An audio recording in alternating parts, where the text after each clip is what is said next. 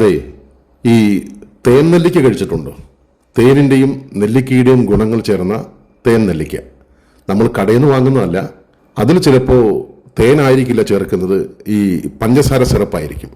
എന്നാൽ വളരെ എളുപ്പത്തിൽ നമുക്കിത് വീട്ടിലുണ്ടാക്കിയെടുക്കുവാൻ സാധിക്കും. കുറച്ച് നെല്ലിക്ക എടുത്ത് നന്നായിട്ട് കഴുകിയെടുക്കുക. കഴുകിയതിന് ശേഷം ഒരു ചെറിയ തുണി വെച്ച് തുടച്ചെടുക്കുക. ഇനി ഇതെല്ലാം കൂടി ഒരു ഇഡ്ഡലി പാത്രത്തിലേക്ക് ഇട്ട് നന്നായിട്ടൊന്ന് ആവി കയറ്റിയെടുക്കാം. അതിനുശേഷം നെല്ലിക്ക വാങ്ങിയെടുത്ത് ഇതുപോലെ നമുക്ക് പൊളിച്ചെടുക്കാം.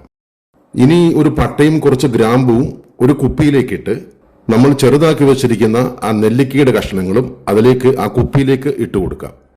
ഇനി അതിൻ്റെ മുകളിലേക്ക് നമുക്ക് ശുദ്ധമായ തേൻ ഒഴിച്ചു കൊടുക്കാം.